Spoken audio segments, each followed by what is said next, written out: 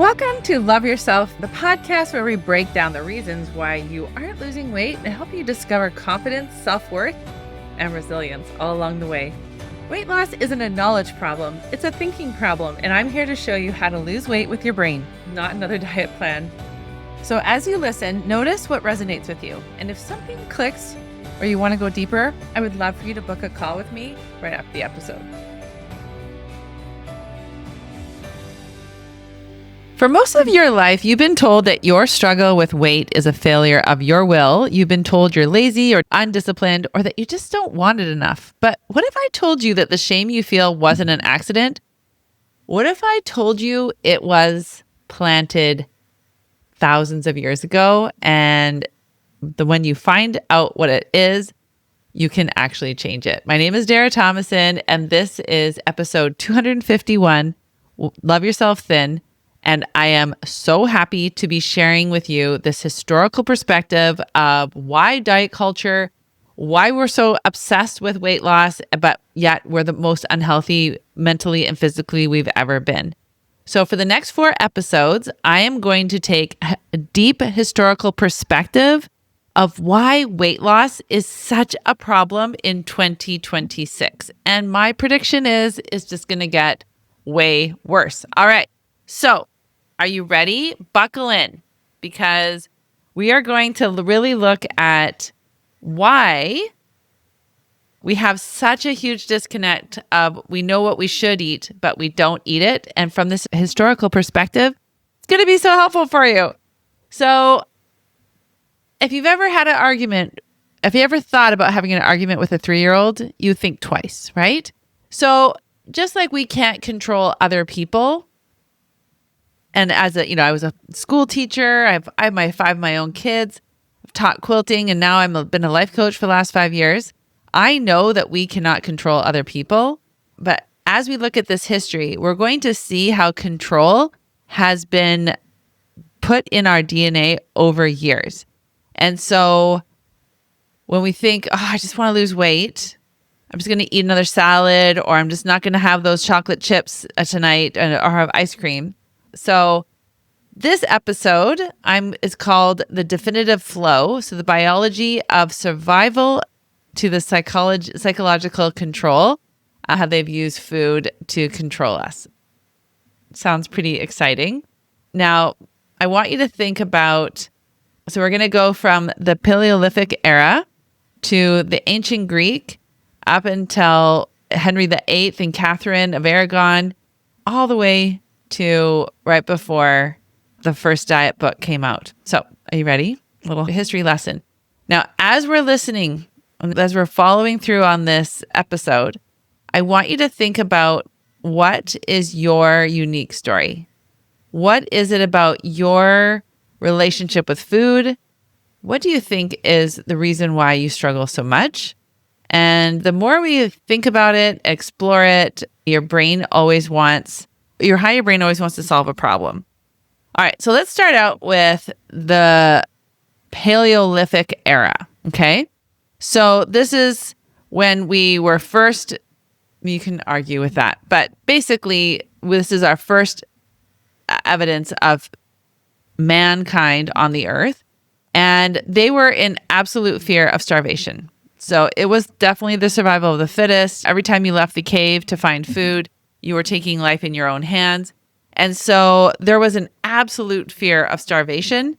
So fat equaled insurance. And the body is a survival machine. So the more fat you had on your body, the safer you were. Then we go to ancient Greece. Now, the word diet actually comes from the word dieta, D-I-A-T-A, which meant a way of living for strength and protection. It was about capability, not appearance. Then we go into the Renaissance and the Victorian era. Think about how religion basically controlled the masses. And so they created gluttony as a form of one of the deadly sins. So even though it didn't say it in the Bible, I'm kind of curious. Why would they add gluttony to that? Maybe because there was famine, and maybe if people wanted too much food, then they would want too much. I don't know. This really is, I'm not a conspiracy theorist. I'm just there sharing ideas, okay? This episode is all about how have we used food as a blueprint of manipulation, and looking at history can help us have a little bit more insight. So why would the church say that overeating is gluttony and it's codified as sin? So now eating isn't just about survival, it's about your relationship with God. Okay? And then we have Henry VIII and his wife, Catherine of Aragon. Now this is a really powerful example of the cost of the ideal. So Catherine's struggle with fertility and food wasn't just a medical issue. It became a political crisis that literally split the church. It showed that the female body has always been treated as a tool for someone else's legacy, the male heir. So King Henry VIII had to split up from the Catholic Church so that he could remarry so he could get an appropriate heir. Then we have the Renaissance and Victorian era. So that we have this corset, okay? It was a way to really show off the shapeliness of a woman's body. Not only was it to show off her body, but what was it doing? What kind of physical restriction did it have for women? And what happens when you're not comfortable? What happens when you can't breathe very well? When you feel really restricted? So a tiny waist wasn't about health. What was it about? Was it about a social signaling to the other women that we need to shape women, that they need to be uncomfortable to be acceptable? I don't know. These are just all thoughts that honestly, I haven't spent a lot of time thinking about, but I know what the work that I do with my clients of how much we are manipulated. Even just one 5-minute scroll on Instagram and looking at the celebrities and the variety of comments that people have about everyone's body goes to show there's a lot of control that goes in there. And then we have this concept that I didn't really know that much about, but I know about anorexia, but where did that come from and why? And when we talk about the pure hunger, it was the nuns and these different religious zealots, or those who wanted to really show off their spiritual inclinations. And one of those ways of doing that was to starve the physical self, and it was framed as a virtue. So even my own religious understanding, and I'm a very religious person, we talk about the natural man as an enemy to God. And so that's this concept that, we have our spiritual being and then our physical being, and the physical being is carnal. I remember just kind of feeling scared about my physical body and that I was out of control. And I realized that why would God give us a body if it was going to be an enemy to us? There's always going to be conflict. Just like this world is beautiful, but we have storms, we have wind gales. There has to be opposites in all things. Just like with my curtains, in order to know that that's black, there has to be white. There always has to be the contrast. In order to be sad, you have to know happy, okay? So Lord Byron, he decided to do this. He started drinking vinegar to suppress appetite. This was it was a trend for being more intellectual and elite. And so some people took this more to heart than others and died from it. Then we have the Empress Elizabeth Sissi. She was the Queen of Austria. And she was also an example of anorexia. And so she was born in 1837 in Munich, Germany. And she was 5'8", and she weighed under 100 pounds, I believe.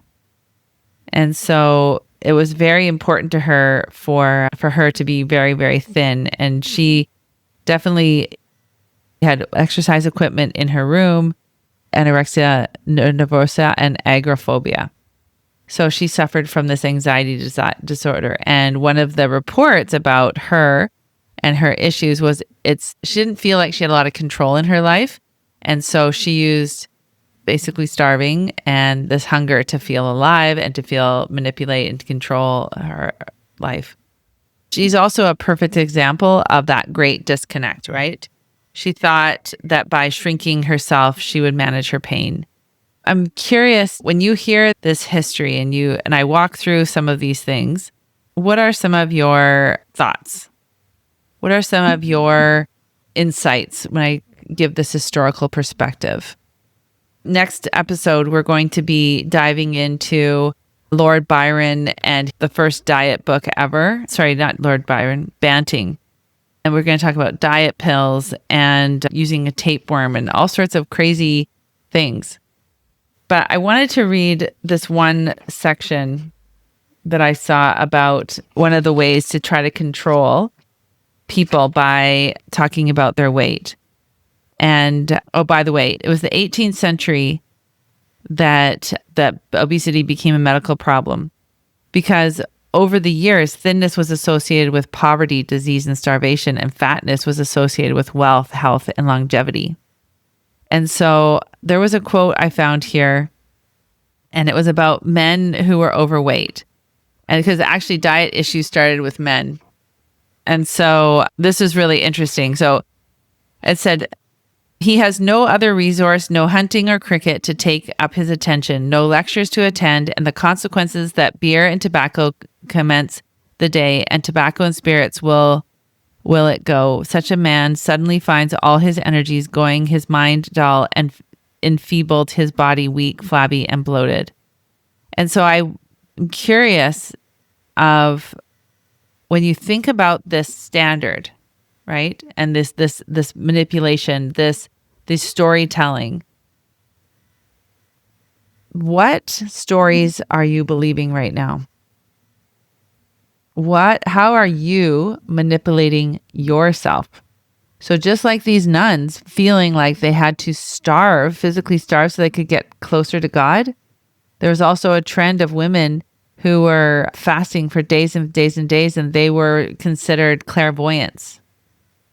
Why would we do that? Why would we take something that is our lifeblood, truly needing food to nourish us, to give us energy, to give us mental clarity? Why would we go and manipulate it? Why would we go and say, you need to be able to wear a corset, and if you don't, you're not worthy? And why would we say you have to starve so you're not fertile? Your husband's going to go and find someone else. There was another story about a king who was overweight and he couldn't go horseback riding. And so they sent him away to lose weight, and they literally stitched his lips together and had a small open so he could suck through a straw some pureed vegetables. And he was 250 pounds when he started, and they ended up losing 100 pounds and then having to try to rebuild his muscle. Why? Why are we doing this? Why do we have this history of manipulation through food? I want you to really think about that. There's no right or wrong answer here. But the basic premise of when you're manipulating with food is there's this morality issue of, am I a good person? So they're controlling the way that you look, the way that you use food, and then the repercussions of that to manipulate you. All right. I have a really special offer to help women if you are feeling like you've been manipulated by food, controlled. I have some free coaching times where I will help diagnose what's really going on for you. So you can go ahead and click below and we can have a 30-minute conversation. And within that 30 minutes at the end, we can make a decision if my program and my approach to weight loss is an appropriate fit for you. So I would love to help you and get clarity so many women have when they come on these calls. So I invite you to take advantage of them before they're all gone. All right, take care. See you next episode when we talk about the control trap of weight loss and history. As you're leaving this episode, I want you to take a moment and notice what stood out for you. What did you learn about yourself? What felt true? And where are you ready to start thinking differently? Remember, this work isn't about doing more. It's about understanding how your brain is working right now and learning how to shift it in a way that's always going to support you. And you don't have to do that alone. If you're ready to stop second-guessing yourself, stop feeling stuck, and start creating real momentum in your life, I would love to help you. You can book a call with me and we'll look at what's really going on for you and what your next step can be.